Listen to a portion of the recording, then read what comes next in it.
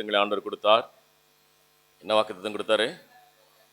கர்த்தருடைய மகிமை, கர்த்தருடைய தயவினால் திருப்தி அடைந்து அவருடைய ஆசீர்வாதத்தினாலே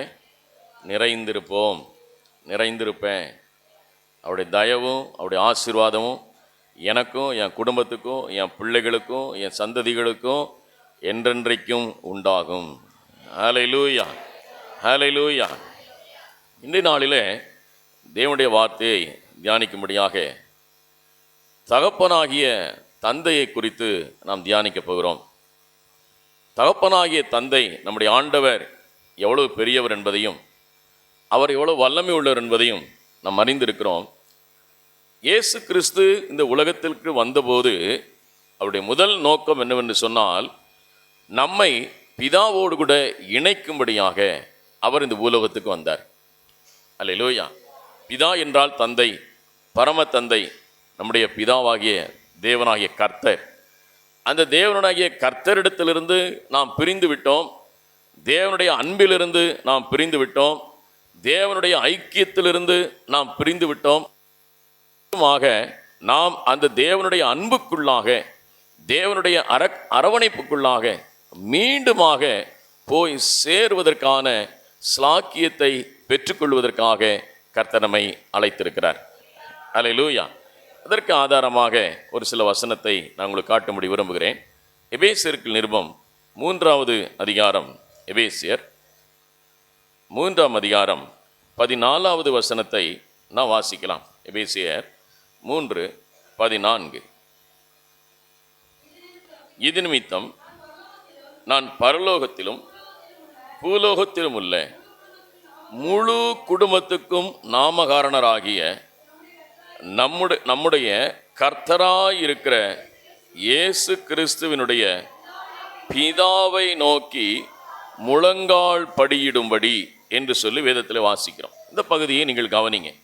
இந்த வார்த்தையை நீங்கள் கவனிக்க வேண்டும். இப்பொழுது என்னை கவனிக்க வேண்டும். இந்த வசனம் சொல்லுகிறது, முழு குடும்பத்திற்கும் நாமகாரணராகிய இயேசு கிறிஸ்து பிதாவை நோக்கி ஜெபம் பண்ணும்படி சொல்லுகிறார். இந்த பூலோகத்தையும் இந்த பரலோகத்தையும் உண்டாக்கினவர் நம்முடைய கர்த்தர். சர்வலோகத்தின் ஆண்டவராயிருக்கிறவர் நம்முடைய தேவன். இந்த பிதா குமாரனாகிய கிறிஸ்துவை இந்த பூலோகத்திற்கு எதற்கு அனுப்பினார் என்று சொன்னால், நாம் அனைவரும் பிதாவாகிய தேவனோடு கூட ஐக்கியம் கொள்ள வேண்டும் என்பதற்காக. அல்லேலூயா. முதல் நோக்கம் நீங்களும் நானும் இருந்த அந்த பிரிவினைகளை தகர்த்து தேவனோடு கூட ஐக்கியம் கொள்ளும்படி, உறவு கொள்ளும்படி, தேவனிடத்தில் கிட்டி சேரும்படி, இந்த கிருபாசனத்தண்டைக்குள்ளே நீங்கள் உள்ளே வரும்படி, தேவனாகிய பிதாவாகிய கர்த்தரோடு கூட இணைக்கப்படும்படியாகத்தான் இயேசு கிறிஸ்து இந்த பூலோகத்திற்கு வந்தார். அல்லேலூயா, அல்லேலூயா.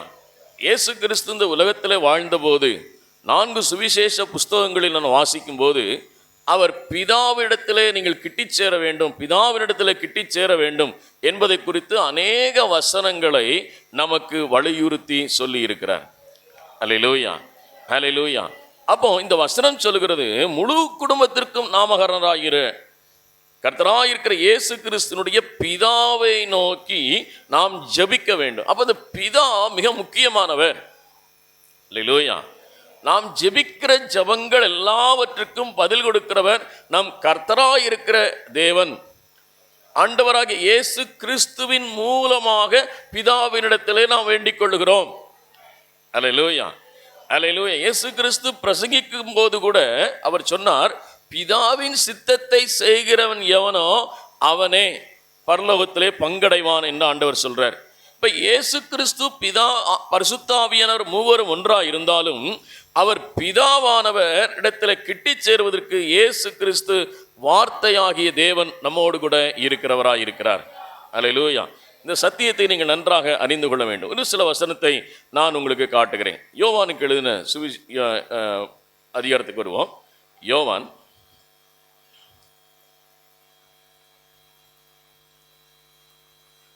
1ஆம் அதிகாரம்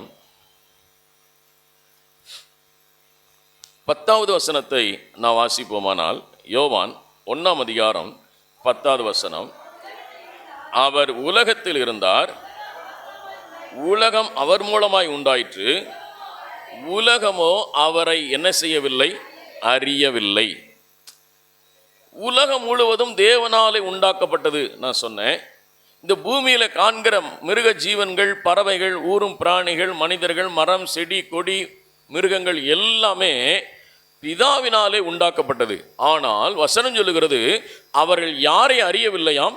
பிதாவை அறியவில்லை, தேவனை அறியவில்லை. ஜனங்கள் கர்த்தரை அறியவில்லை. யார் உண்டாக்கினது, யார் இதை சிருஷ்டித்தது, யார் நம்மை படைத்தது என்று அறியவில்லை. அதனால தான் சொல்றார் 11ஆம் வசனத்தில், அவர் நமக்கு சொந்தமானதினாலே வந்தார், அவருக்கு சொந்தமானவர்களோ அவரை ஏற்றுக்கொள்ளவில்லை, விசுவாசிக்கவில்லை, பிதாவை அவர்கள் நம்பவில்லை. மோசேயினுடைய கற்பனைகளை கை கொண்டார்கள், ஆனால் பிதாவை அவர்கள் மகிமைப்படுத்தவில்லை. தேவனுக்கு கொடுக்க வேண்டிய, பிதாவுக்கு கொடுக்க வேண்டிய கனத்தை அவர்கள் கொடுக்கவில்லை. பிதாவுக்கு செய்ய வேண்டிய வார்த்தைகளுக்கு அவர்கள் கீழ்ப்படியவில்லை. பிதாவினுடைய சித்தத்தை அவர்கள் செய்யவில்லை, அவர்கள் ஏற்றுக்கொள்ளவில்லை. 12ஆம் வசனம் வாசிக்கிறோம், அவருடைய நாமத்தின் மேல் விசுவாசம் உள்ளவர்களாய் அவரை ஏற்றுக்கொண்டவர்கள் எத்தனை பேர்களோ அத்தனை பேர்களும் தேவனுடைய பிதாவினுடைய பிள்ளைகள். அல்லேலூயா. நீங்கள் நானும் பிதாவினுடைய பிள்ளைகள். நீங்கள் நான் இயேசு கிறிஸ்து மூலமாக அந்த பிதாவோடு கூட நாம் இணைக்கப்பட்டிருக்கிறோம், கர்த்தரோடு இணைக்கப்பட்டிருக்கிறோம். இஸ்ரவேல் ஜனங்கள் புறந்தள்ளினார்கள், இஸ்ரவேல் ஜனங்கள் பிதாவை ஏற்றுக்கொள்ளவில்லை. ஆனால் இயேசு கிறிஸ்து மூலமாக நாம் அந்த பிதாவினிடத்தில் கிட்டி சேர்கிறதான ஸ்லாக்கியத்தை புறஜாதிகளாகிய மற்ற ஜனங்களுக்கு ஆண்டவர் கிருபை கொடுத்தார்.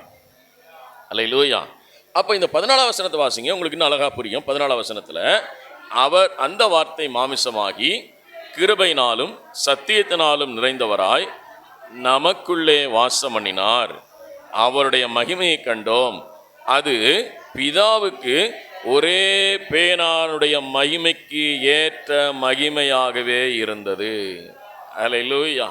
இப்போ இயேசு கிறிஸ்து வார்த்தையாகிய கடவுள் நமக்குள்ள வந்தபடினால, அந்த வார்த்தையாகிய வசனம் நமக்குள்ள சத்தியமாகி நிறைந்ததுனால அவருடைய மகிமையை நாம் பார்த்தோம், அந்த வெளிச்சத்தை நாம் பார்த்தோம். அந்த கர்த்தரா இயேசு கிறிஸ்துவை ஏற்றுக்கொண்டபடினால இப்போ வசனம் சொல்கிறது, அது பிதாவுக்கு ஒரே பேரான மகிமைக்கு ஏற்ற மகிமையா இருக்கிறது.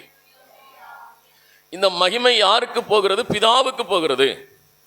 தந்தை, நம் பரம தந்தையாகிய பிதாவுக்கு போகிறது. அதைத்தான் பரமண்டல ஜெபத்தில் இயேசுவிடத்தில் சீஷர்கள் ஜெபிக்கும்படி கேட்டபொழுது அவர் சொன்னார், பரமண்டலங்களில் இருக்கிற எங்கள் பிதாவே. இயேசு ஜெபிப்பதற்கு பிதாவினிடத்தில் ஜெபிக்க கற்றுக் கொடுத்தார். நாம் இப்பொழுது எப்படி ஜெபிக்கிறோம்? திரும்பமாய் சொல்கிறேன், அந்த பிதாவினிடத்தில் விண்ணப்பம் வைக்கிறோம். பிதா நமக்கு எல்லாவற்றையும் கொடுக்கிறவராய் இருக்கிறார். தகப்பனாகிய தந்தை நமக்கு எல்லாவற்றையும் கொடுக்கிறவராய் இருக்கிறார். அந்த தகப்பனாகிய தந்தை நமக்கு கொடுப்பதற்கு இயேசு கிறிஸ்து மூலமாக அவரிடத்திலே நாம் கிட்டி சேர்ந்திருக்கிறோம். அல்லேலூயா, அல்லேலூயா.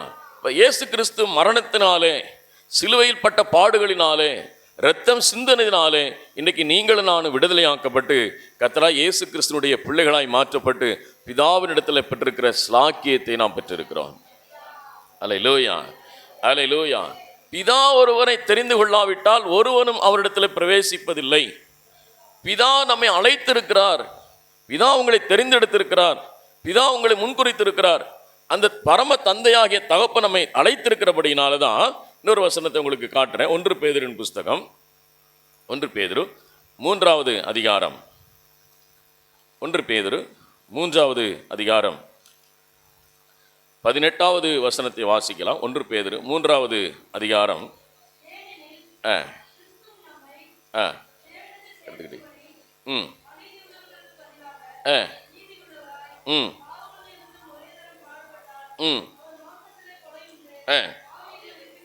இயேசு கிறிஸ்து எதற்காக இந்த உலகத்திற்கு வந்தார் என்று வேதம் சொல்கிறது? நாம் அனைவரும் பிதாவினிடத்திலே சேரும்படி, தேவனிடத்திலே சேரும்படி. நல்லா கவனிச்சுக்கொள்ளுங்க. இப்போ நீங்கள் எந்த இடத்துல சேர்ந்திருக்கிறீங்க? பிதாவினிடத்திலே சேர்ந்திருக்கிறோம், இயேசு கிறிஸ்துவினிடத்திலே சேர்ந்திருக்கிறோம்.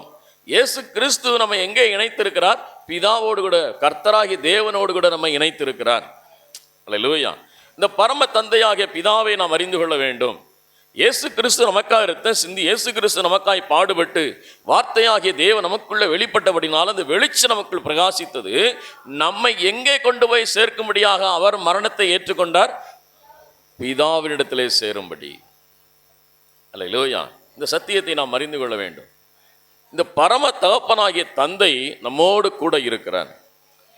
அதைத்தான் சொல்றாரு. இன்னொரு வசனத்தை உங்களுக்கு காட்டுறேன். யோவானுக்கு எழுதின சுவிசேஷம் 17வது அதிகாரம். எல்லாரும் திருப்பிக் கொள்ளுங்க. யோவானுக்கு எழுதின சுவிசேஷம் 17வது அதிகாரம் 6வது வசனத்தை நான் வாசிக்கலாம். 6வது வசனத்தை எல்லாரும் சேர்ந்து வாசிப்போம். நீர் உலகத்தில் தெரிந்தெடுத்து எனக்கு தந்த மனுஷனுக்கு உம்முடைய நாமத்தை வெளிப்படுத்தினேன். பிதாவின் நாமத்தை நான் வெளிப்படுத்திட்டேன். நீர் யாருன்றதை காமிச்சிட்டேன். நீர் எவ்வளவு வல்லமை உள்ளவர் என்பதை காமிச்சிருக்கிறேன். நம்முடைய பிதா எவ்வளவு வல்லமை உள்ளவர் என்பதை நான் ஜனங்களுக்கு சொல்லி இருக்கிறேன், வெளிப்படுத்தினேன். அவர்கள் உம்முடையவர்களாக இருந்தார்கள், அவர்களை எனக்கு தந்தீர். அவர்கள் உம்முடைய வசனத்தை கை கொண்டிருக்கிறார்கள். பிதாவினுடைய வசனத்தை, பிதாவுடைய கட்டளைகளை, பிதாவினுடைய வார்த்தையை, பழைய ஏற்பாட்டில் மோசேக்கு கொடுத்த கட்டளைகளையும் கற்பனைகளையும் கர்த்தருடைய வார்த்தைகளையும் நியாய பிரமாணங்களையும் தேவன் நமக்கு பரிசுத்த வாழ்வை குறித்து சொல்லிக் கொடுத்த எல்லா வசனங்களையும் நான் இந்த ஜனங்களுக்கு கற்றுக் கொடுத்திருக்கிறேன். இந்த ஜனங்கள் உம்மை பின்பற்றி வருகிறார்கள். அல்லேலூயா. இயேசு கிறிஸ்து மூலமாக நாம் இந்த ரட்சிப்பை பெற்றிருக்கிறோம். இயேசு கிறிஸ்து மூலமாக இந்த பாவம் மன்னிப்பை பெற்றிருக்கிறோம். இயேசு கிறிஸ்து மூலமாக இந்த விடுதலை நாம் பெற்றிருக்கிறோம். இயேசு கிறிஸ்து மூலமாக இந்த சந்தோஷத்தையும் சமாதானத்தையும் பெற்றிருக்கிறோம். எதற்கென்று சொன்னால் நாம் பிதாவோடு கூட ஐக்கியம் கொள்ளும்படியாக. அல்லேலூயா. பிதாவோடு கூட ஐக்கியம். அப்போ பரம தந்தையாகிய தகப்பன் எவ்வளவு விலையேற பெற்றவர் என்பதை அறிந்து கொள்ள வேண்டும். 11வது வசனத்தை வாசிங்க. 11 வாசிங்க. 11 நான் இனி உலகத்தில் இருக்கிறேன். சரி, நான் உம்மிடத்தில் பரலோகத்துக்கு போக போறேன். பரிசுத்த பிதாவே, நீர் எனக்கு தந்தவர்கள் உம்மை போல ஒன்றா, நம்மை போல ஒன்றா இருக்கும்படிக்கு. அல்லேலூயா. இப்போ என்ன சொல்றாரு? இப்போ இயேசு கிறிஸ்து ஏன் இந்த உலகத்துக்கு வந்தார்? ஏன் பிதாவாகிய தம்முடைய சொந்த குமாரனை இந்த பூலோகத்துக்கு அனுப்பினார் என்று சொன்னால், பிதாவோடு கூட ஐக்கியம் கொள்ளும்படி, பிதாவோடு கூட இணைக்கப்படும்படி, பிதாவின் சித்தத்தை ஆண்டவரே நீர் எனக்கு கற்றுக் கொடுத்த ஜனங்களுக்கு, அவர்களுக்கு நான் உபதேசம் பண்ணிட்டேன், இந்த வார்த்தையை எடுத்து சொல்லிட்டேன். இப்போ அவர்கள் இந்த வசனத்தை கை கொண்டு வருகிறார்கள். இப்போ 11வது வசனத்தில் வாசிக்கிறோம், ஆண்டவரே நீரும் நானும் ஒன்றாய் இருக்கிறது போல இவர்களும் நம்மிலே ஒன்றாய் இருக்கும்படியாக காத்து கொள்ளுங்க கர்த்தாவேன்னு சொல்லி ஜெபம் பண்றேன். இப்போ இயேசு இந்த உலகத்துக்கு வந்தாரு பிதாவோடு கூட இணைக்கும்படி. நீங்கள் பிதாவோடு கூட இணைக்கப்பட வேண்டும். பிதாவின் சித்தத்தை செய்கிறவர்களாக இருக்க வேண்டும். பிதாவினுடைய காரியத்திலே நாம் முக்கியத்துவம் கொடுக்க வேண்டும். இப்போ பரம தந்தையாகிய தகப்பனுடைய வார்த்தைகளை யார் கேட்கிறானோ அவர்கள் ஆசீர்வதிக்கப்பட்டவர்களாக இருக்கிறார்கள். அல்லேலூயா. இன்னொரு வசனத்தை காட்டுறேன். 26வது வசனத்தை வாசிங்க. 26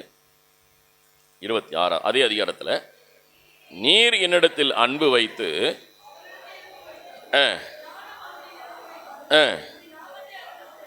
நான் உம்முடைய நாமத்தை அவர்களுக்கு தெரியப்படுத்தினேன். இன்னமும் அவருடைய நாமம், அவருடைய வல்லமையை நான் தெரியப்படுத்திட்டேன். பிதா எப்படிப்பட்டவர் என்பதை, சர்வவல்ல தேவன் எப்படிப்பட்டவர் என்பதை நான் வெளிப்படுத்திட்டேன்.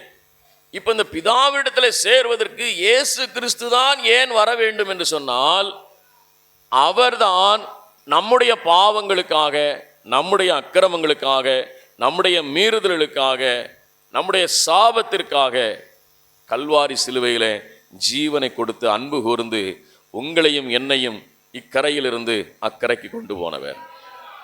அல்லேலூயா. வேதம் சொல்கிறது, நானே வழி, நானே சத்தியம், நானே ஜீவன். இயேசு கிறிஸ்து இல்லாமல் நாம் பிதாவினிடத்தில் சேர முடியாது. அல்லேலூயா. இப்போ உங்களையும் என்னையும் தேவனுடைய இருதரத்தாராய் இருந்த ஒரு தரத்தாராய் மாற்றினவர் இயேசு கிறிஸ்து. அல்லேலூயா. நாம் பிதாவிடத்திலிருந்து பிரிந்திருந்தோம், பிதாவுடைய ஐக்கியத்திலிருந்து பிரிந்திருந்தோம், நம்முடைய ஜென்ம சுவாபத்தின்படி வாழ்ந்து கொண்டிருந்தோம், பாவ சிந்தனைபடி வாழ்ந்து கொண்டிருந்தோம், அக்கிரமங்களின்படி வாழ்ந்து கொண்டிருந்தோம். ஆனால் இது பிதாவிடத்தில் கொண்டு போய் சேர்க்க முடியாது என்பதற்காக பாவங்களை மன்னித்து பாவத்திலிருந்து விடுதலையை நமக்கு கர்த்தர் கொடுத்தார். அதுதான் பெரிய கிருபை. ஏனென்றால் பிதாவிடத்தில் சேருகிறவன் பரிசுத்தம் உள்ளவனாய் இருக்க வேண்டும். பிதாவினிடத்தில் ஜெபிக்கிறவன் பரிசுத்தம் உள்ளவனாய் இருக்க வேண்டும். பிதாவிடத்தில் ஜெபிக்கிறவன் நீதிமானாய் இருக்க வேண்டும். அல்லேலூயா. என்னென்ன வேதம் சொல்லுகிறது, நான் பரிசுத்தர், ஆகையால் நீங்களும் என்னவாயிருங்கள், பரிசுத்தராயிருங்கள். பரிசுத்த அலங்காரத்துடனே கர்த்தரை தொழுது கொள்ளுங்கள். பரிசுத்தம் இல்லாமல் ஒருவனும் தேவனை தரிசிப்பது இல்லை. அப்ப அந்த பரிசுத்தத்தை ஏற்படுத்துவதற்காகத்தான் இயேசு கிறிஸ்து வந்து உங்களையும் என்னையும் கொண்டு போய் அந்த பிதாவினிடத்திலே கொண்டு போய் சேர்த்தார்.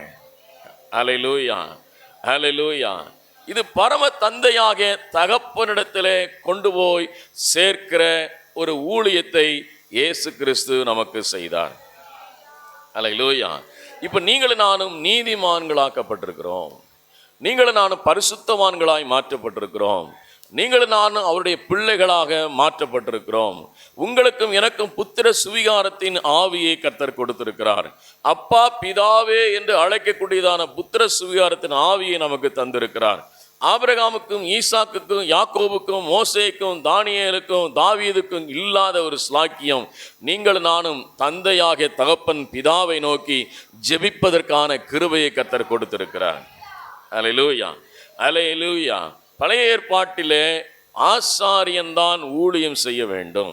ஆசாரியன்தான் கிருபாசனத்தை இன்றைக்கு முன்னாலே வர வேண்டும். ஒருவனும் தேவனுடைய ஆலயத்திற்கு உள்ளே பிரவேசிக்கல் ஆகாது. எல்லாரும் வெளியில தான் நிற்கணும்.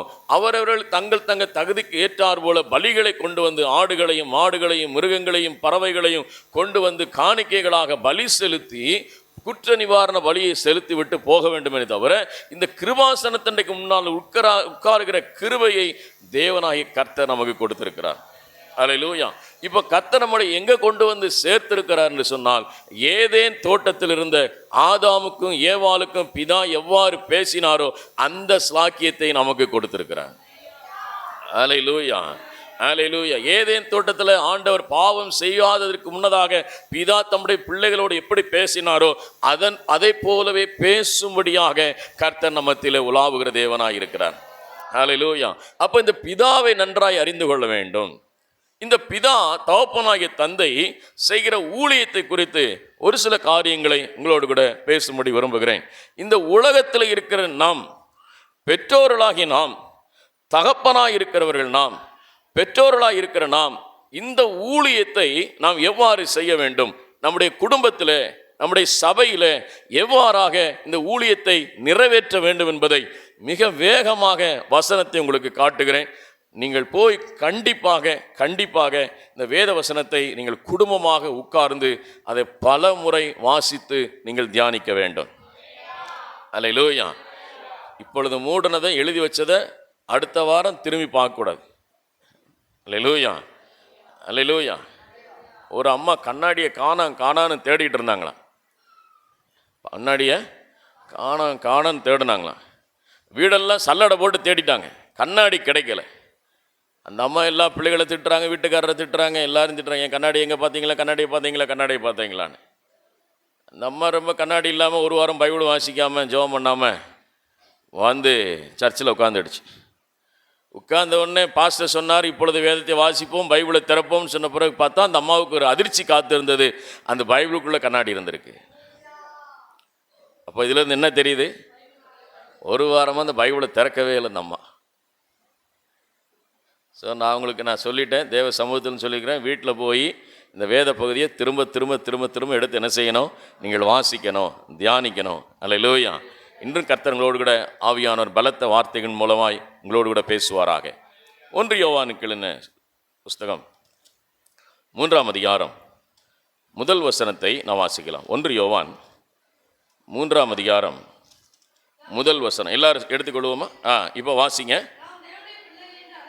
நாம் தேவனுடைய பிள்ளைகள் என்று அழைக்கப்படுவதனாலே பிதாவானவர் நமக்கு பாராட்டின அன்பு எவ்வளவு பெரிதென்று பாருங்கள். உலகம் அவரை அறியாதபடினாலே நம்மையும் அறியவில்லை. இந்த பிதாவை குறித்து இங்கே வாசிக்கிறோம். நாம் தேவனுடைய பிள்ளைகள் என்று அழைக்கப்படுகிறதுனாலே பிதா நம்ம மேல் வைத்திருக்கிற அன்பு மிக பெரியது. அல்லேலூயா, அல்லேலூயா. பெரிய அன்பை கர்த்தர் நமக்கு வைத்திருக்கிறார். பிதாவின் அன்பு நமக்கு அளவற்று ஊற்றப்பட்டிருக்கிறது. பிதாவினுடைய அன்பு நமக்கு அளவில்லாமல் கொடுக்கப்பட்டிருக்கிறது. அல்லேலூயா. நீங்கள் எவ்வளவுக்கு எவ்வளவு தேவனை நேசிக்கிறீர்களோ, பிதாவை நேசிக்கிறீர்களோ, அந்த அளவுக்காக உங்கள் மேலையும் அவர் அன்பு பாராட்டுவதற்கு அவர் ஆயத்தம் உள்ளவராய் இருக்கிறார். அல்லேலூயா. அதைத்தான் இங்கே வசனம் சொல்கிறது, எவ்வளவு பெரிதென்று பாருங்கள், எவ்வளவு பெரிதென்று பாருங்கள்.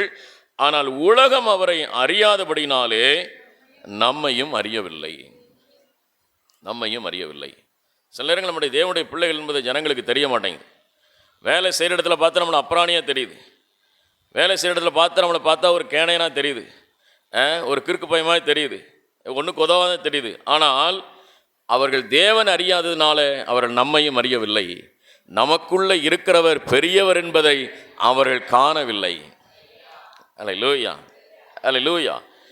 ஏதோ சொல்லுகிறது, உலகத்தில் இருக்கிறவரிலும் உங்களுக்குள் இருக்கிறவர் பெரியவர், பெரியவர். நீங்கள் மறந்து போகாதிருங்கள். அவனுக்குள்ள இருக்கிறவனை காட்டில் எனக்குள்ள இருக்கிற தேவன் பெரியவர் என்பதை நீங்கள் வேலை செய்கிற இடத்துல மறந்துடக்கூடாது. அல்லேலூயா. எங்கே போய் நின்றாலும் கர்த்தருக்குள் நான் இருக்கிறேன், என் தேவனாய் நான், என்னுடைய பிதா, என்னுடைய தந்தை மிகவும் பெரியவர் என்பதை நீங்கள் மறந்து போகக்கூடாது. அல்லேலூயா. இப்போ இந்த வசனத்தில் நான் சொல்கிற காரியம், இந்த பிதாவானவர் தம்முடைய பிள்ளைகள் மேலே எவ்வளவு அன்பு வைத்திருக்கிறார் என்பதை எவ்வளவு பார்க்கிறோம்.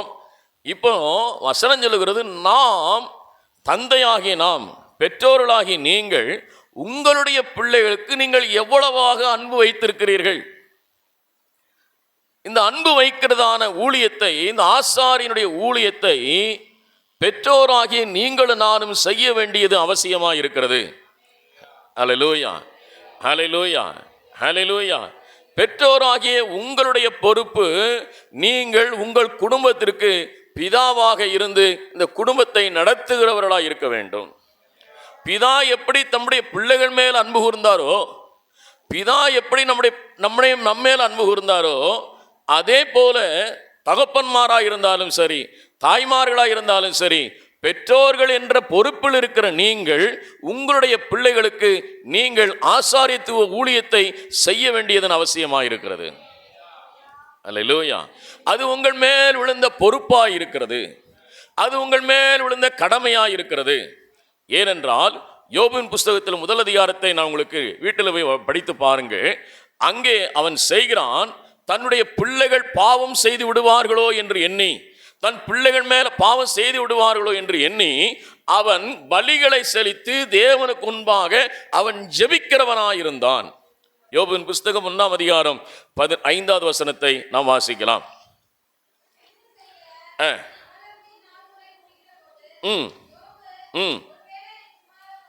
ஒருவேளை என் பிள்ளைகள் பாவம் செய்திருப்பார்களோ என்று எண்ணி, தூசித்திருப்பார்கள் என்று எண்ணி அதிகாலமே எழுந்து அவருடைய எல்லாருடைய லக்கத்திற்கு தக்கதாக சர்வாங்க தகனபலிகளை செலுத்தினான். இந்த பிரகாரமாக அல்லேலூயா, எல்லா நாளும் செய்கிற வேலை என்னன்னா, என் பிள்ளைகள் பாவம் செய்திருவாங்க ஆண்டவரே, என் பிள்ளைகளுக்காக ஜெபிக்கிற ஒரு ஆசாரியத்துவ ஊழியம். அல்லேலூயா. இயேசு கிறிஸ்து நமக்காக இந்த ஆசாரியத்துவ ஊழியத்தை அவர் செய்தார். இயேசு கிறிஸ்து நமக்காக பிதாவினிடத்தில் பரிந்து பேசிக் கொண்டிருக்கிறார் இந்நாள் வரைக்கும். உங்களுக்காக எனக்காகவும் பிதாவினுடைய வலது பாரசத்தில் அமர்ந்து கொண்டு இயேசு கிறிஸ்து பரிந்து பேசி ஜெபித்துக் கொண்டிருக்கிறார். இந்த சத்தியத்தை நீங்கள் அறிந்து கொள்வீர்களானால் நீங்கள் பாக்கியவான்கள், பாக்கியவதிகள். ஹல்லேலூயா, ஹல்லேலூயா, ஹல்லேலூயா. இந்த வசனத்தை நான் வாசித்து தியானித்த போது மிகுந்த பரவசம் அடைந்தேன், மிகவும் உற்சாகம் அடைந்தேன். யோபு தன்னுடைய பிள்ளைகளுக்காக அவன் ஜெபித்தான். யோபு தன்னுடைய பிள்ளைகள் பரிசுத்தமாய் வாழ வேண்டும் என்பதற்காக தேவ சமூகத்திலே காத்து கிடந்தான். மிக முக்கியமாக ஆண்களுக்கு மிக முக்கிய பொறுப்புகள் உண்டு. அல்லேலூயா. ஆண்களுக்கு மிக பொறுப்புகள் உண்டு. சில குடும்பங்களிலே கணவன்மார் ரட்சிக்கப்படாதிருக்கிறார்கள். அதனாலே பெண்களாகி நீங்கள், பெற்றோராகி நீங்கள் உங்களுடைய பிள்ளைகளுக்கு உத்தரவாதித்துவம் எடுத்து ஜெபிக்க வேண்டியது உங்கள் மேல் கடமையாக இருக்கிறது. அல்லேலூயா. நீங்கள் முழங்கால் படியிட்டு தேவ சமூகத்தில் உங்களுடைய பிள்ளைகளுக்காக ஜெபிக்க வேண்டும். வேதம் சொல்கிறது, யோபு தன்னுடைய பிள்ளைகளுக்காக பாவம் செய்து விடுவார்களோ, தேவனுடைய நாமத்தை தூசித்து விடுவார்களோ என்று சொல்லி அவன் ஜெபிக்கிற மனுஷனாயிருந்தான். அல்லேலூயா. இன்னொரு வசனத்தை நான் உங்களுக்கு காட்டுறேன். யாத்திராமத்தின் புஸ்தகம் 12ஆம் அதிகாரம் 3வது வசனத்தை வாசிக்கலாம். யாத்திராமத்தின் புஸ்தகம் 12வது அதிகாரம்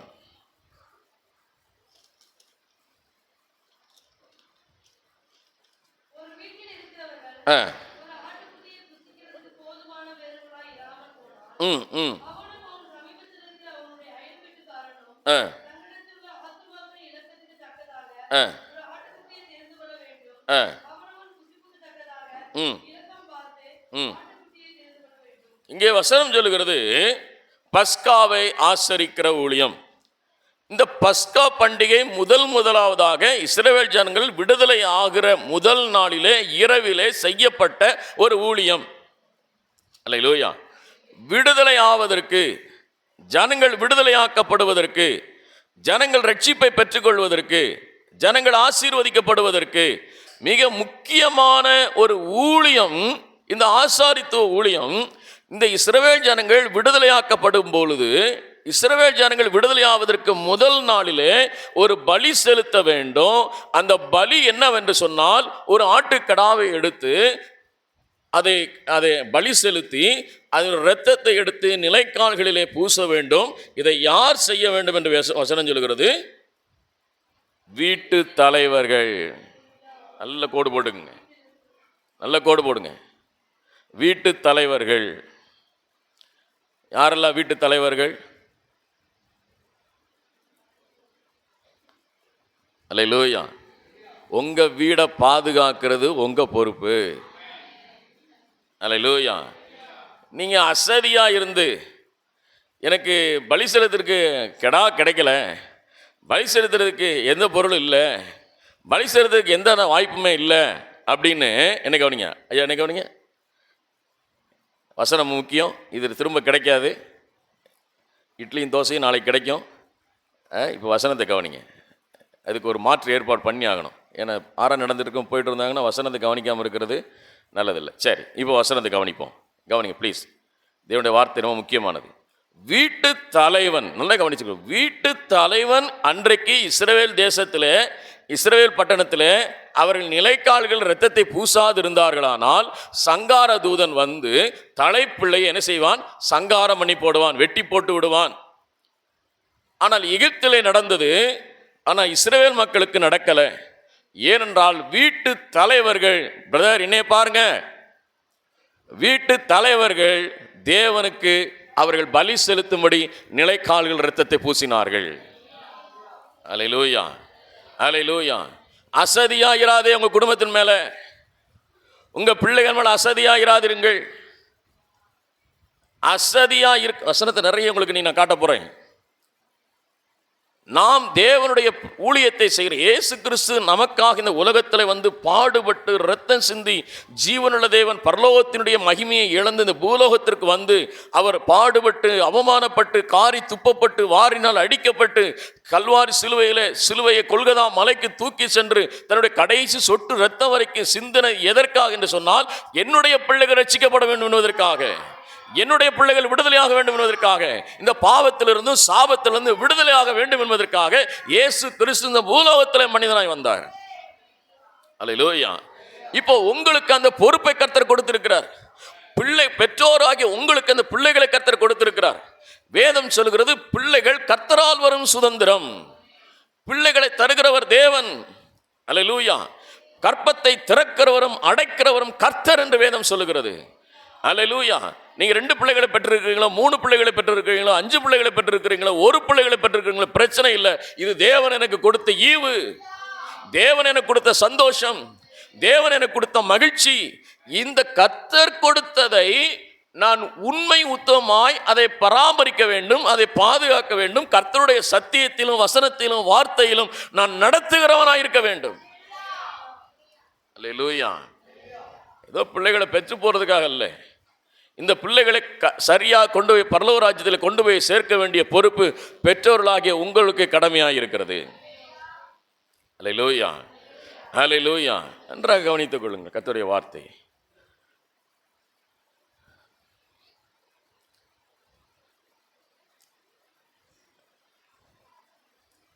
நெக்ஸ்ட் டைம் வேண்டாம் பிரதர், ரொம்ப தொந்தரவாக இருக்குது. ஏன்னா பிரசங்கம் முக்கியம், அர்த்தம் முக்கியம். என்கிட்ட போயிட்டு இருந்தால் நல்லா இல்லை அது. சரி கவனிங்க. பெற்றோராகிய உங்களுடைய மிகப்பெரிய ஒரு பொறுப்பு, கர்த்தருக்கு ஏற்றபடி உங்கள் பிள்ளைகளை வளர்த்து கொண்டு போய் சேர்க்க வேண்டிய பொறுப்பு தகப்பன்மார்களுக்கு உண்டு, தாய்மார்களுக்கு உண்டு. அல்லேலூயா. நான் வேலைக்கு போகிறேன், மனைவி தான் பிள்ளைகளை பராமரிக்கிறேன்னு விட்டுறக்கூடாது. இது ஏன் பொறுப்பு இல்லை, இது வீட்டுக்கார் பொறுப்புன்னு மனைவிமாறு விட்டுறக்கூடாது. இப்போ பிள்ளைகளை நீங்கள் சரியான விதத்தில் நடத்துவதற்கு இந்த ஆசாரித்துவ ஊழியத்தை செய்ய வேண்டும். அல்லேலூயா. வசனம் சொல்லுகிறது, வீட்டு தலைவர்கள் வீட்டுக்கு ஒரு ஆட்டுக்குட்டியாக ஒவ்வொருவரும் ஒவ்வொரு ஆட்டுக்குட்டியை தெரிந்து கொள்ள கடவர்கள். பலி செலுத்துவதற்கு இந்த ப்ரிப்பேர், ஆயத்தமாகுதல். இப்போ உங்க பிள்ளைகளை கர்த்தர் உங்களுக்கு கரத்தில் கொடுத்திருக்கிறார். நீங்க அந்த பிள்ளைகளுக்கு உத்தரவாதங்களா இருக்கிறீர்கள். அல்லேலூயா, அல்லேலூயா. இன்னைக்கு நாம் செய்கிற ஒரு பெரிய தவறு என்ன சொன்னா, நாம் பள்ளி படிப்புக்காக நாம் அதிகமாக கவனம் செலுத்துகிறோம்.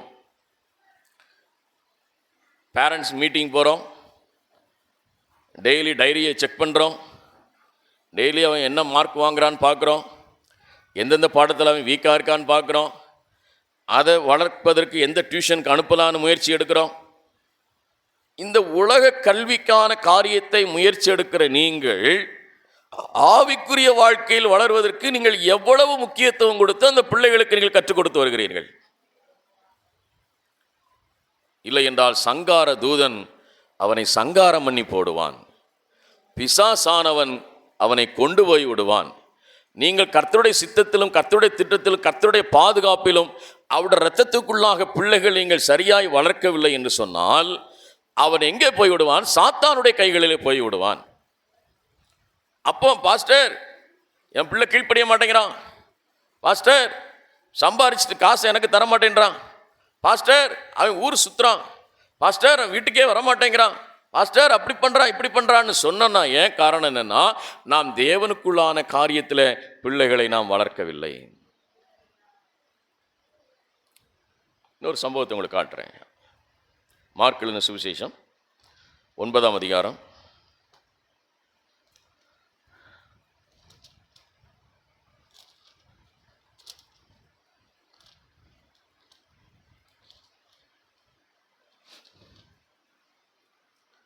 21வது வசனத்தை வாசிக்கலாம்.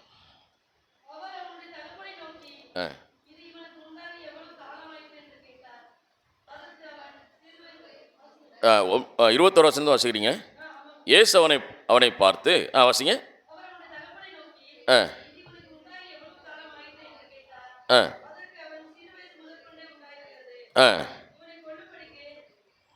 வாசிங்க, தொடர்ந்து வாசிங்க.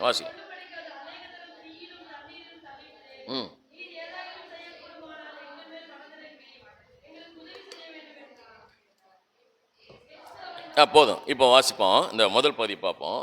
இந்த பையனுக்கு எத்தனை நாளாக பிரச்சனை என்ன பாருங்க. இப்போ இந்த பையன் எவ்வளோ பிரச்சனை ஆகிருக்கான்? வாலிபன் ஆகிட்டான். கவனிச்சு கொள்ளுங்க. சிறு வயது முதல் வாலிப வயது வரைக்கும் இவனுக்கு ஒரு பிரச்சனை இருக்கு. இவனுக்கு என்ன பிரச்சனைனா, தீயில போய் விழுந்துருவான், தண்ணியில் போய் விழுந்துருவான். இவனுக்கு என்ன வந்துடுது? ஒரு விதமான ஒரு வலிப்பு நோய் இருந்திருக்கு. நம்ம மொழியில் சொல்லணும், அவனுக்கு ஒரு வலிப்பு நோய் ஒன்று இருந்திருக்கு. இவனை கொண்டு போய் பிசாசு என்ன செய்யுது? அவனை தீயிலும் தண்ணீரிலும் தள்ளி விடுகிறது. இப்போ தகப்பன் இந்த பிரச்சனையை சிறு வயது முதல் கொண்டு பார்த்து கொண்டு வருகிறான். இவன் பல முயற்சிகளை எடுத்து விட்டான். நீங்கள் வீட்டில் இந்த வேத பகுதியை எடுத்து படித்து பாருங்க. பல முயற்சிகளை எடுத்து பார்த்து விட்டான். எப்படி ஆகிலும் தன்னுடைய மகனை காப்பாற்ற வேண்டும் என்று சொல்லி, எப்படி ஆகிலும் மகனுக்கு நான் விடுதலையை கொடுக்க வேண்டும் என்று சொல்லி, எப்படியாக மகனுக்கு சுகப்படுத்தி விட வேண்டும் என்று சொல்லி பல முயற்சி எடுக்கிறான். அதிலே ஒரு முயற்சி தான் தன்னுடைய மகனை சீஷரிடத்திலே கொண்டு போகிறான். சீஷர்களாலும் அவனை சுகப்படுத்த முடியவில்லை. ஆனால் தகப்பன் விடவில்லை. தகப்பன் தன் பிள்ளையின் மேல கரிசனை இருந்தபடியினால, எப்படியாகிலும் என் மகனுக்கு ஒரு விடுதலையை கொடுக்க வேண்டும் என்ற விருப்பம் இருந்தபடினால, எப்படியாகிலும் பிள்ளைக்கு ஒரு விடுதலையை கொடுக்க வேண்டும் என்ற ஆர்வம் இருந்தபடினால, அவன் திரும்பவுமாக அந்த மகனை இயேசுவினிடத்திலே அழைத்து கொண்டு வந்தான். அல்லேலூயா. இயேசு இந்த சம்பாஷணையை செய்கிறார். உங்களுக்கு எத்தனை வருஷமா இருக்குது, எவ்வளோ பிரச்சனை இருக்குது, எல்லாத்தையும் கேட்டுட்டு இருக்கார். இப்போ இயேசு என்ன சொல்றாருன்னா, 21 வசனத்தில்,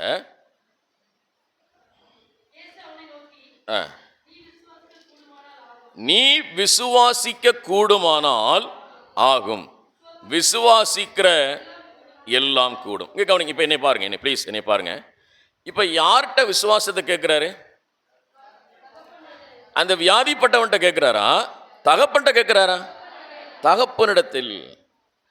உன் மகன் சுகமாவதற்கு நீ விசுவாசிக்கிறாயா?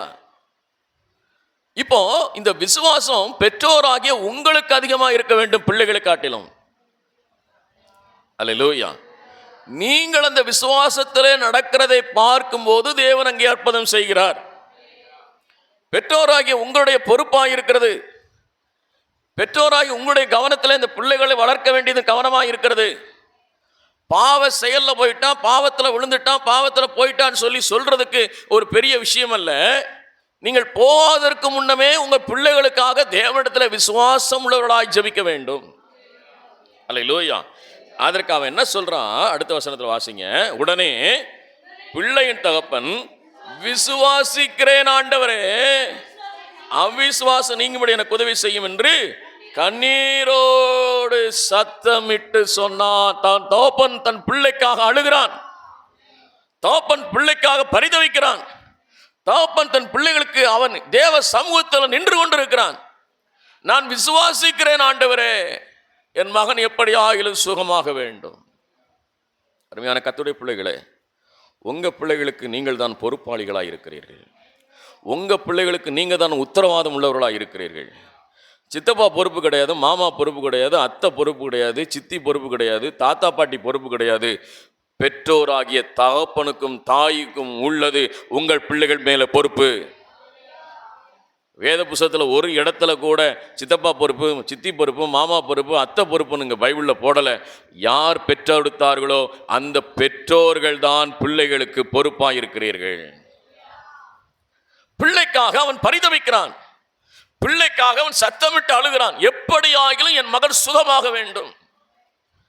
நீங்கள் உங்கள் பிள்ளைகளுக்காக தேவ சமூகத்தில் நின்று ஜெபிக்கிறவர்களாக இருக்க வேண்டும். உங்க பிள்ளைகளுக்காக நீங்கள் பரிதவிக்கிறவர்களாக இருக்க வேண்டும். உங்க பிள்ளைகளுக்காக தேவ சமூகத்தில் நின்று ஜெபிக்கும் போது அந்த ஜெபத்தை கேட்டு உங்கள் விசுவாசத்தை கண்டு அங்கே அற்புதம் செய்கிறவராய் இருக்கிறார். ஹல்லேலூயா, ஹல்லேலூயா. எவ்வளோ அருமையான கர்த்தருடைய வார்த்தை, எவ்வளோ அருமையான தேவனுடைய வசனம். ஒரு வசனத்தை உங்களுக்கு காட்டுறேன். அப்போஸ்தலர் நடவடிக்கைகளின் புஸ்தகம் 16ஆம் அதிகாரம் 31வது வசனம். அப்போஸ்தலர் 16:31. யாருக்கு தெரிந்த வசனம் தான் இது.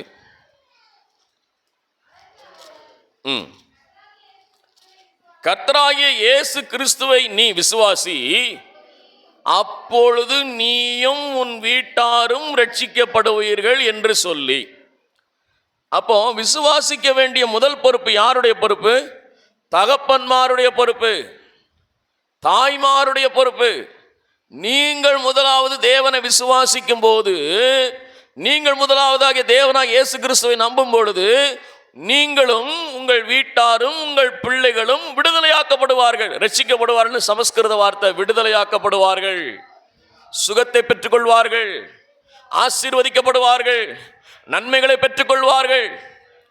அப்போ நம்ம தேவனை விசுவாசிக்காம பிள்ளைகள் நீ ஜெபம் பண்ணுப்பா அப்படின்னு சொல்ல பிரயோஜனம் இல்லை.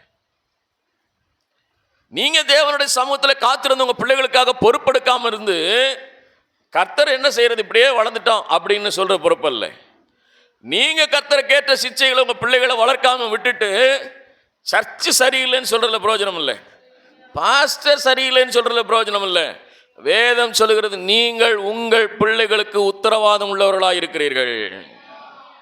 அல்லேலூயா, அல்லேலூயா. 2வது வசனத்துக்கு நேராக இப்போ 2ஆம் பகுதிக்கு, எபேசியருக்கு நிருபம் 6ஆம் அதிகாரம். முதல் பகுதி, தகப்பனாகிய நாம் இயேசு கிறிஸ்து செய்த ஆசாரிய ஊழியத்தை நாம் செய்ய வேண்டும். 2வது பகுதி, நாம் தீர்க்கதரிசிகளாக இருந்து தேவனுக்கு பிள்ளைகளுக்கு தேவனை காண்பிக்க வேண்டும்.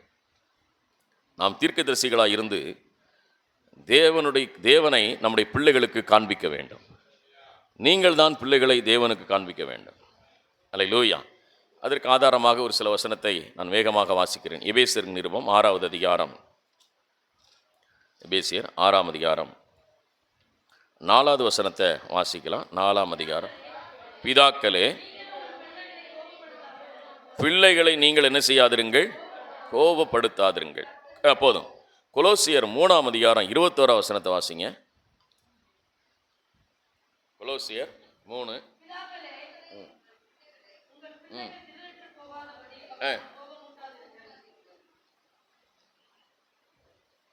இந்த வசனத்தை வாசித்த நம்ம என்ன புரிஞ்சுக்கிட்டோம்?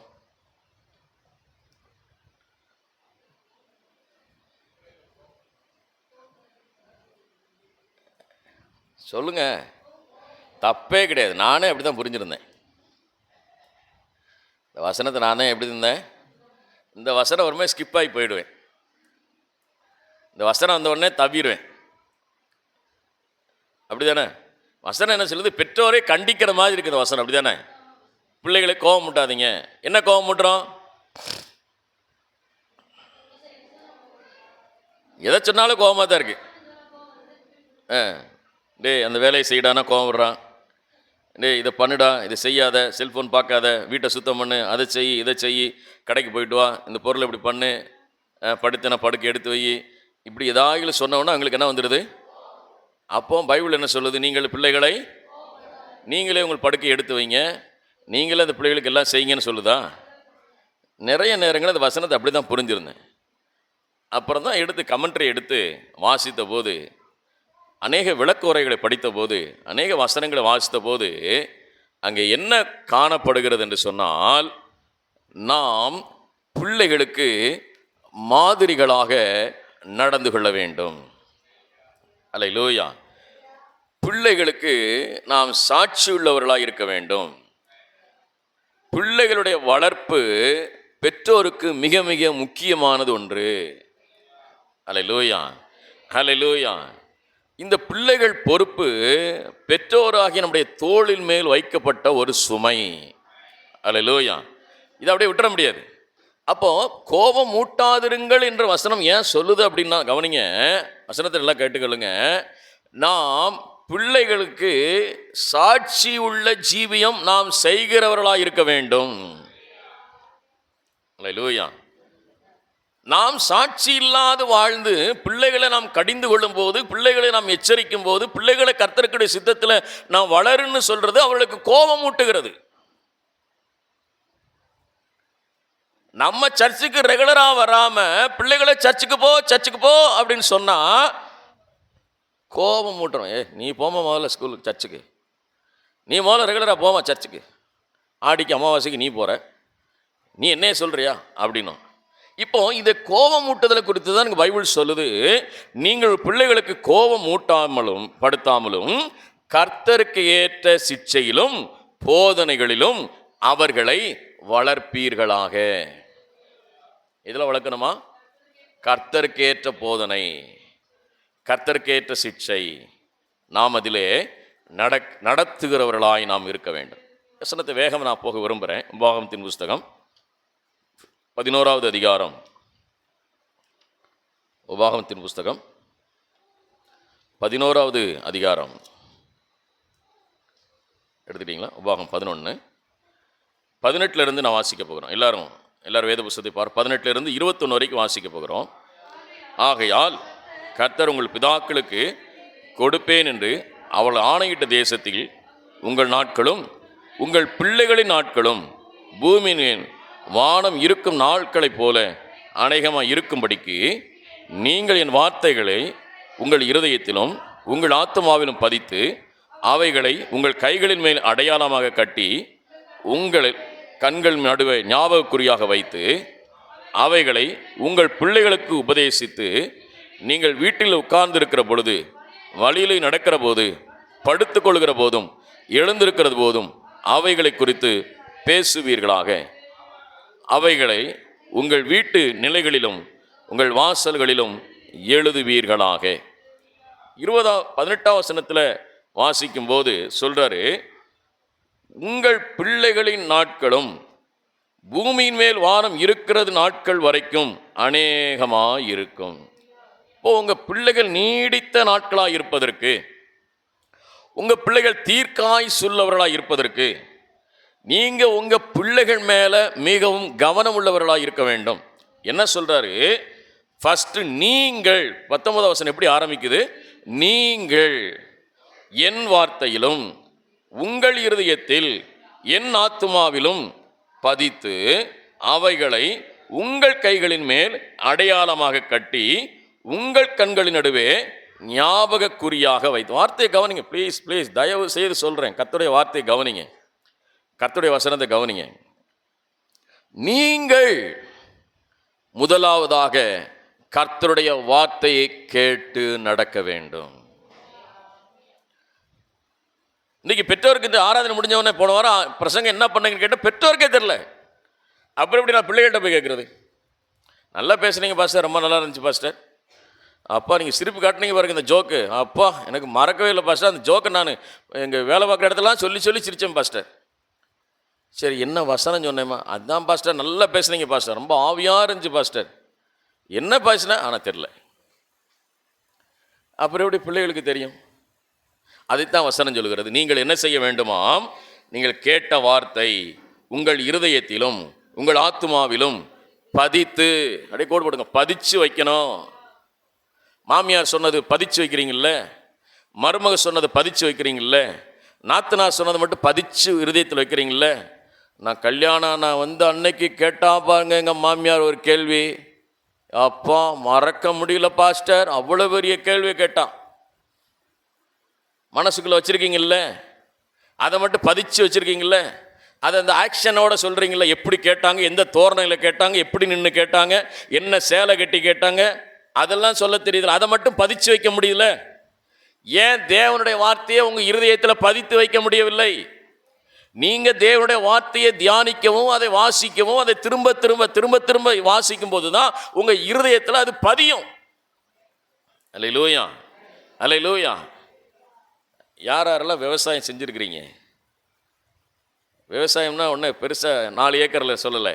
உங்கள் வீட்டில் ஒரு செடி போட்டிருக்கீங்களா? கத்திரிக்காய் செடி, பாவக்காய் செடி, தக்காளி செடி போட்டு வளர்க்குறீங்களா? விதையை போட்டுட்டு 6 மாதம் கழித்து போய் பார்ப்பீங்களா, இல்லை டெய்லி போய் பார்ப்பீங்களா? டெய்லி போய் பார்க்குறீங்களே. வளர்ந்துருக்கா, பூ பூத்துருக்கா, எப்போ காய் வந்துருச்சா, இந்த காய் எப்போ பறிக்கிறது அப்படின்னு பார்க்குறீங்கள. அதை மட்டும் பார்க்குறோம்ல, தினமும் கவனிக்கிறோம்ல. அதே போல் தான் இந்த தேவனோட வார்த்தையை தினமும் கவனிக்கணும், தினமும் அதை வாசிக்கணும், தினமும் அதை தியானிக்கணும். கேட்ட வார்த்தையை மனசுக்குள்ளே கொண்டு வரணும். என்ன வார்த்தையை கேட்டோம், என்ன வசனத்தை கேட்டோம், நான் ஆசாரியன் ஊழியத்தை செய்யணும், நான் பிள்ளைகளுக்கு தீர்க்கதரிசியாக இருந்து பிள்ளைகளை கர்த்தருக்கு ஏற்றபடி நடத்தணும், நான் நடத்துறதுக்கு என்ன சொன்னார் பாஸ்டர், என்ன வசனத்தை வாசித்தோம், என்ன வசனம் கேட்டோம், அது அப்படியே மனசுக்குள்ளே ஓடிக்கிட்டே இருக்கும்போது தான் அந்த வசனம் உள்ளே போய் வேலை செய்யும். அல்லேலூயா. அதைத்தான் சொல்கிறாரு, இருதயத்திலும் உங்கள் ஆத்துமாவிலும் பதித்து அவைகளை உங்கள் கைகள் மேல் அடையாளமாக கட்டி. மறக்குதா? வசனத்தை எழுதி அட்டை எடுத்து கையில் கட்டி தொங்க விட்டுக்கிறணுமா? வெக்கப்படக்கூடாது. எனக்கு மறக்குது பாஸ்டர் அப்படின்னா ஒரு பெரிய அடையாளமாக கட்டி என்ன செஞ்சுருங்க, கட்டி தொங்க விட்டுருங்க. அதை வசனம் திரும்ப திரும்ப பாருங்க. எனக்கு என் பிள்ளைகள் முக்கியம், எனக்கு என் குடும்பம் முக்கியம். அவன் கேலியும் கிண்டலும் பண்ணிட்டு போகிறான்ல, ஒரு பிரயோஜனம் இல்லை. அவன் என்னை பைத்தியக்காரன் சொன்னாலும் சரி, இவன் கோடீஸ்வரன் சொன்னாலும் சரி, ஒரு புரோஜனத்துக்கும் இல்லை. ஆனால் நான் வசனத்தை எடுத்து நான் தொங்க விடும் பொழுது, இந்த வசனத்தை நான் திரும்ப திரும்ப திரும்ப திரும்ப பார்க்கும்போது நான் ஆசீர்வதிக்கப்படுகிறேன், என் பிள்ளைகள் ஆசீர்வதிக்கப்படுகிறார்கள். நான் கர்த்தருக்குள் நடத்தப்படுகிறேன், என் பிள்ளைகள் கர்த்தருக்கு ஏற்றபடி நடத்தப்படுகிறார்கள். நான் என் குடும்பமும் செழிப்பாக ஆசீர்வாதமாக கர்த்தருக்குள்ளாய் வளர்கிறது. இப்போ சொல்றாரு, அவைகளை உங்கள் பிள்ளைகளுக்கு உபதேசித்து. 20 வசனம் என்ன செய்யணும்? உபதேசிக்கணும். நல்லா கவனிச்சுக்கொள்ளுங்க. பெற்றோராகி நீங்கள் உங்கள் பிள்ளைகள் தானாக ஆவிக்குரிய வாழ்க்கையில் வளர முடியாது. நீங்கள் வசனத்தை எடுத்து போதிக்க வேண்டும், வசனத்தை எடுத்து சொல்லிக் கொடுக்க வேண்டும். அல்லேலூயா. நீங்கள் நினைக்கிறீங்க இந்த பிரசங்கம்லாம் இந்த பிள்ளைகளுக்கு எப்படி புரியும், இந்த வார்த்தையெல்லாம் எப்படி புரியும் அப்படின்னு நினைக்கிறோம். ஆனால் இந்த கார்ட்டூனில் ஒரு மிஷின் மாதிரி சண்டை போடுது, ஒரு படம் ஓடுது, அப்படி தானே? எல்லாமே மிஷின் மாதிரி, ரோபோ மாதிரி வந்து சண்டை போடுது. அந்த படக்காத பிள்ளைகளுக்கு புரியும் போது ஏன் கர்த்தருடைய வார்த்தை புரியாது? அல்லேலூயா. நீங்கள் ஒன்றும் இல்லை, கிராமத்துக்குள்ளே போங்க, அவன் இந்த சினிமா பாட்டு பாடுறான், அது என்ன வேர்டுன்னு நம்ம கண்டுபிடிக்கிறதுக்கு 10 நிமிஷம் ஆகுது. ஆனால் அவன் கரெக்டாக பாடுறானே, அவனுக்கு புரியுதுல. ஏன் இந்த சினிமா பாடல் என்ன வார்த்தை, என்ன வரி, என்ன சென்டென்ஸ்ன்னே நமக்கே தெரியல, ஆனால் அவனுக்கு புரியுது, அவனுக்கு தெரியுது. ஏன் அது தெரியும் போது ஏன் கர்த்தருடைய வார்த்தை தெரியாதுன்னு நீங்க நினைக்கிறீங்க? கர்த்தருடைய வசனத்தை எடுத்து சொல்லிக் கொடுங்க, கர்த்தருடைய வார்த்தை எடுத்து சொல்லிக் கொடுங்க. ஆதியாகம புஸ்தகத்திலிருந்து ஒவ்வொரு அதிகாரமாக பிள்ளைகளுக்கு கற்றுக் கொடுங்க, ஒவ்வொரு வார்த்தையை கற்றுக் கொடுங்க. தேவனுடைய வசனம் உள்ள போக போகத்தான் அவனுடைய வாழ்க்கையில மாற்றத்தை உண்டாக்கும். போதிக்க வேண்டிய பொறுப்பு பெற்றோராகி உங்களுடைய பொறுப்பு. நீங்கள் பிள்ளைகளுக்கு உபதேசித்து எப்பெல்லாம் சொல்லணுமா? வீட்டில் உட்கார்ந்திருக்கும் பொழுதும், வழியிலே நடக்கிற பொழுதும், படுத்துக் கொள்ளுகிற பொழுதும், எழுந்திருக்கிற பொழுதும் எதை குறித்து பேச வேண்டும்? தேவனுடைய வார்த்தை குறித்து. ஆண்டவர் தெளிவாக எழுதிட்டார், ஒன்னும் மிஸ் ஆக முடியாது. பாஸ்டர் நடக்கும்போது பேச சொல்லல, பாஸ்டர் நடக்கும்போது நாங்கள் வேற காரியத்தை பேசுவோம் சொல்லல. நடக்கும்போதும், உட்காரும் பொழுதும், அடுத்து என்ன சொல்லியிருக்கிறாரு? எழுந்திருக்கும் பொழுதும், படுத்திருக்கும் பொழுதும் எதை குறித்து தான் பேசணும்? தேவனுடைய வார்த்தை குறித்து, தேவனுடைய வசனத்தை குறித்து. இது உங்க மேல விழுந்த கடமை. உங்க பிள்ளைகளை கர்த்தருக்கேற்ற சிற்சையிலும் கர்த்தருக்கேற்ற காரியத்தில் வளர்க்க வேண்டிய உங்களுடைய பொறுப்பு. நாம் எதை குறித்து பேசிக் கொண்டிருக்கிறோம், எதை குறித்து சிந்தித்துக் கொண்டிருக்கிறோம், எதை குறித்து பிள்ளைகளோடு சம்பாசித்துக் கொண்டிருக்கிறோம்? வசனம் சொல்லுகிறது, நீங்கள் உட்காரும் பொழுதும் எழுந்திருக்கும் பொழுதும் எல்லா நேரத்திலும் கர்த்தருடைய வார்த்தையை குறித்து உபதேசிக்க வேண்டும். ஏனென்றால் பூமியிலே நீங்கள் காட்ட வேண்டிய ஒரே வழி இயேசு கிறிஸ்துவின் வழி. நீங்கள் தான் உங்கள் பிள்ளைகளுக்கு இயேசு கிறிஸ்துவை காண்பிக்க வேண்டும். நீங்கள் தான் உங்கள் பிள்ளைகளுக்கு கர்த்தருடைய வழியை போதிக்க வேண்டும். நீங்கள் தான் தேவனுடைய வசனத்தை எடுத்து சொல்ல வேண்டும். அதற்கு தான் முதல் வசனத்தில் வாசித்தோம். முதலாவதாக நீங்கள் கற்றுக்கொண்டு, நீங்கள் ஏற்றுக்கொண்டு, நீங்கள் விசுவாசித்து, நீங்கள் கர்த்தருடைய வார்த்தையை அறிந்து உங்கள் பிள்ளைகளுக்கு என்ன செய்ய வேண்டும்? போதிக்க வேண்டும். நீங்கள் தான் பிள்ளைகளுக்கு தேவனுடைய வார்த்தையை வழியை காட்ட வேண்டும். இரண்டாவதாக, அடுத்த பகுதியாக, நீங்கள் தான் பிள்ளைகளுக்கு தலைவனாக, ராஜாவாக இருந்து பிள்ளைகளை நடத்த வேண்டும். 1 தீமோத்தேயுவின் புஸ்தகம் 3ஆம் அதிகாரம், வேகமாக போகலாம். 1 தீமோத்தேயுவின் புஸ்தகம்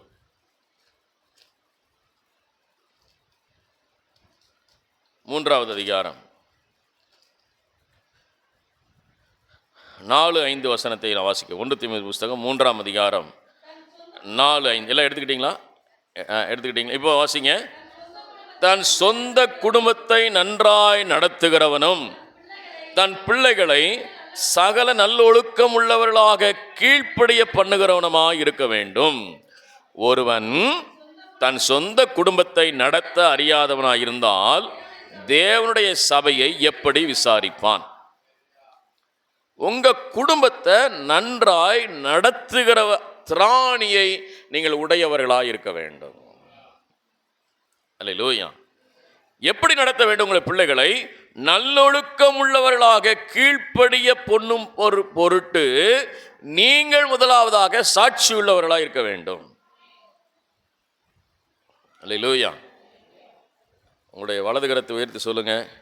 நான் சொல்றது அப்படியே சொல்லுங்க. நான் ஒரு காலம் என் பிள்ளை முன்னால் பொய் சொல்ல மாட்டேன். வீட்டில் இருந்துக்கிட்டு ஆரிபடி பஸ் ஸ்டாப்பில் இருக்கேன்னு சொல்ல மாட்டேன். ஆரிபடி பஸ் ஸ்டாப்பில் இருந்துக்கிட்டு நான் பெரியாரில் இருக்கேன்னு பொய் சொல்ல மாட்டேன். எப்போதும் பொய் பேசக்கூடாது. கை கீழே போட்டுங்க. நீங்கள் உங்கள் பிள்ளை முன்னால் வீட்டில் இருந்துக்கிட்டு ஆரிபடி பஸ் ஸ்டாப்பில் இருக்கேன்னு பொய் சொன்னீங்கன்னா, அவன் காலேஜில் இருந்துக்கிட்டு சினிமா தேட்டரில் இருந்துட்டு அவன் காலேஜில் இருக்கேன்னு பொய் சொல்லுவான். நாம் எதை விதைக்கிறோமோ அதை நாம் அறுப்போம். இப்போ நீங்கள் பொய் சொல்லக்கூடாது. ஒரு தீர்மானம் எடுக்கும். நான் என் பிள்ளைகளுக்கு என்னவா இருக்கணும்? மாதிரியாக இருக்கணும்.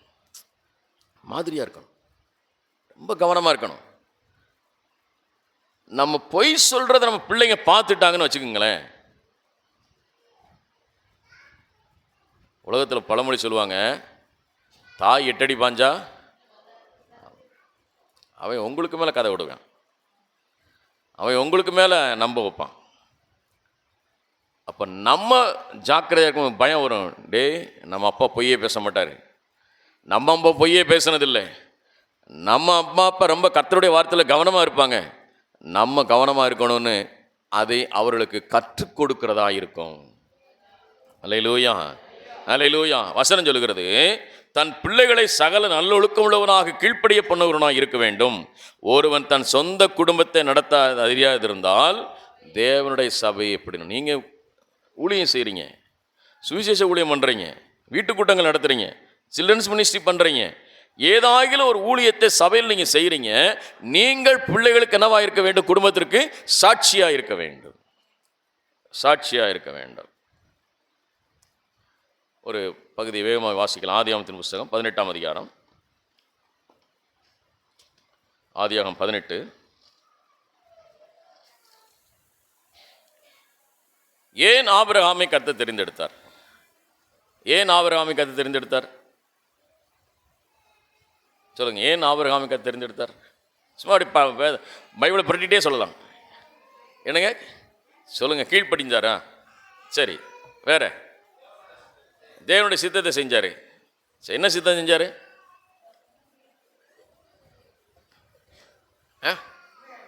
என்னங்க?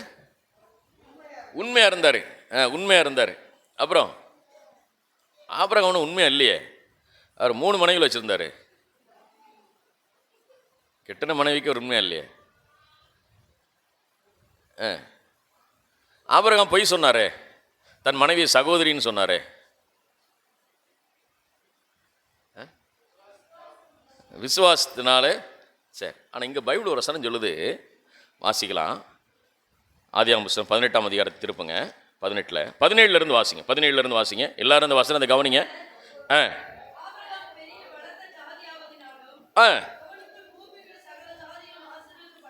ஆசீர்வதிக்கப்படுவதனாலும் நான் செய்ய போகிறதே ஆபிரகாமுக்கு மறைப்பேனோ. 19 வசனம் மிக முக்கியமானது. 19 வசனம் முக்கியமானது. எல்லாரும் வசனத்துக்கு மேலே கவனம் பாருங்க. வாசிங்க. கர்த்தர் ஆபிரகாமுக்கு சொன்னதை நிறைவேற்றும்படியாய் அவன் தன் பிள்ளைகளுக்கும் தனக்கு பின்வரும் தன் வீட்டாருக்கும் நீங்கள் நீதியையும் நியாயத்தையும் செய்து கர்த்தருடைய வழியை காத்து நடவுங்கள் என்று கட்டளையிடுவான் என்பதை அறிந்திருக்கிறேன். அல்லேலூயா. யார் அறிஞ்சிருந்தா? இவன் கர்த்தருடைய, நான் உனக்கு பிள்ளை கொடுத்தேன்னா கர்த்தருக்கு ஏற்றபடி பிள்ளையை வளர்ப்பான். கர்த்தர் அறிந்திருந்தார். கர்த்தர் அறிந்திருந்தார். ஆனால் அது வரைக்கும் பிள்ளை பிறக்கலை.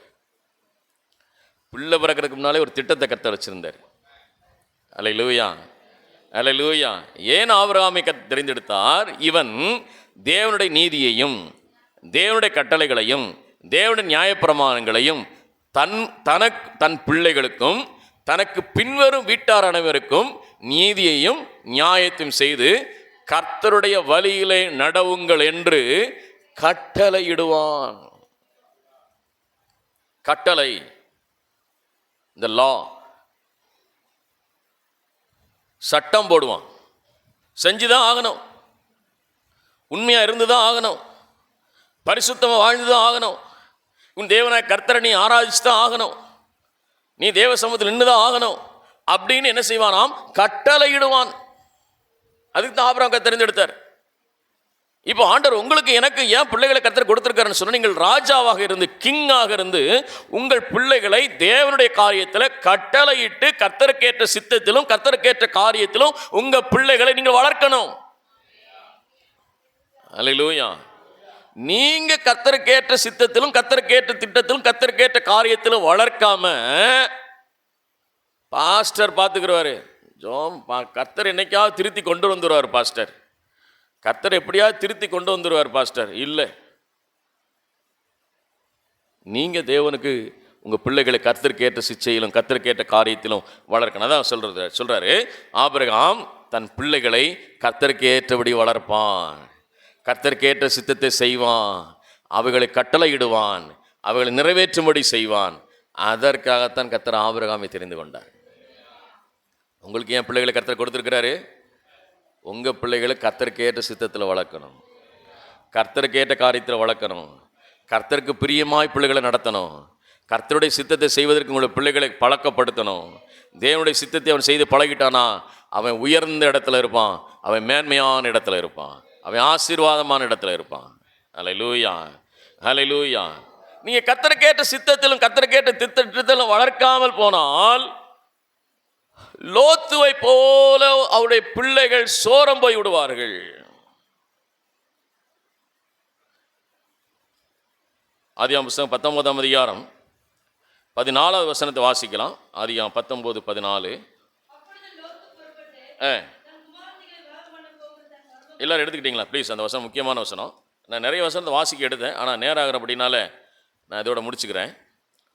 14ஆம் வசனத்தை எல்லாரும் சேர்ந்து வாசிக்கலாம். அப்பொழுது லோத்து புறப்பட்டு தன் குமாரத்திகளை விவாகம் பண்ண போகிற தன் மருமகனோடு கூட பேசி, நீங்கள் எழுந்து இந்த ஸ்தலத்தை விட்டு புறப்பட்டு போங்க, கர்த்தர் இந்த பட்டணத்தை அழிக்கப் போகிறார் என்றான். அவருடைய மருமகள்மார்களோ அவர் பார்வைக்கு அவன் பரியாசம் பண்ணுகிறதை கண்டு பிள்ளைகளை சரியா வளர்க்கல, பிள்ளைகளை சரியா கர்த்தருடைய சித்தத்தில் வளர்க்கல, பிள்ளைகளை கர்த்தருக்கேற்ற சித்தத்தில் வளர்க்கல. கடைசி நேரத்தில் தேசம் அழிய போகுது, சோதம் குமார் அக்கினிக்கு இரையாக வைக்கப்பட்டிருக்கிறது. அழிக்க போகும்போது கர்த்தரை தேடுங்க கர்த்தரை தேடுங்கன்னு சொன்னா நடந்தது என்ன? இந்த அதிகாரத்தை நீங்கள் படித்து பார்த்தீர்களானால், மோவாபியரும் அம்மோனின் புத்திரரும் தன் பிள்ளைகளுக்கு பெற்றெடுத்த பிள்ளைகளோடு சயனித்து பிள்ளைகளை பெற்றெடுத்தான் என்று வேதம் சொல்கிறது. எவ்வளோ கேவலமான ஒரு நிலைக்கு போனது. ஏன்னா கர்த்தருக்கேற்ற சிச்சையில் கர்த்தருடைய பிள்ளைகளை வளர்க்கலை, கர்த்தருக்கேற்ற சித்தத்தில் வளர்க்கலை, கர்த்தருக்கேற்ற காரியத்தில் வளர்க்காததுனால லோத்து தன் பிள்ளைகளை இழந்து போனான். தன்னுடைய வம்சத்தை பாவமான வம்சமாய் காணப்பட்டது, சபிக்கப்பட்ட வம்சமாய் போனது. இந்த காலையில் கர்த்தருடைய வார்த்தை கேட்டுக்கொண்டு இருக்கிற கர்த்தருடைய பிள்ளைகளே, கர்த்தர் உங்களுக்கு அநேக பொறுப்புகளை கர்த்தர் கொடுத்திருக்கிறார். கர்த்தருக்கேற்ற சித்தத்திலும் கர்த்தருக்கேற்ற திட்டத்திலும் உடைய பிள்ளைகளை வளர்க்க வேண்டிய ஆசாரித்துவ ஊழியத்தை கர்த்தர் கொடுத்திருக்கிறார். கர்த்தருக்கேற்ற வளர்க்க வேண்டிய ஒரு தீர்க்கதரிசியினுடைய ஆவியை கர்த்தர் உங்களுக்கு தந்திருக்கிறார். நீங்கள் தான் தேவனை காட்ட வேண்டும் உங்கள் பிள்ளைகளுக்கு. மூன்றாவதா, நீங்கள் தான் ராஜாவாக இருந்து அந்த பிள்ளைகளை கர்த்தருக்கேற்ற காரியத்தில் நீங்கள் நடத்த வேண்டும். நீங்கள் அதிகாரமுள்ளவர்களாக இருக்க வேண்டும், நீங்கள் ஒழுங்குள்ளவர்களாக இருக்க வேண்டும், நீங்கள் எல்லாவற்றிலும் நேர்மையாக நடக்கிறவர்களாக இருக்கும்போது தான் அந்த வசனத்தை சொல்லுகிறது. 1 தீமோத்தேயு 3:4 வாசித்தோம். நீங்கள் கர்த்தருக்கேற்ற வாழாமல் சபை எப்படி நடத்த முடியும்? சபை ஊழியத்தை எப்படி செய்ய முடியும்? நீங்கள் உங்கள் பிள்ளைகளுக்கு பொறுப்புள்ளவர்களாக இருக்கிறீர்கள். கண்களை மூடி ஜெபம் பண்ணுமா? என்னுடைய வார்த்தைக்கு நன்றி சொல்லுவோம். எல்லா கர்த்தரை நோக்கி ஜெபம். ஓ ஹல்லேலூயா, நமக்கு ஸ்தோத்திரம் ஆண்டவரே. எல்லா கர்த்தரை ஸ்தோத்திரம் பண்ணுவோம். எல்லா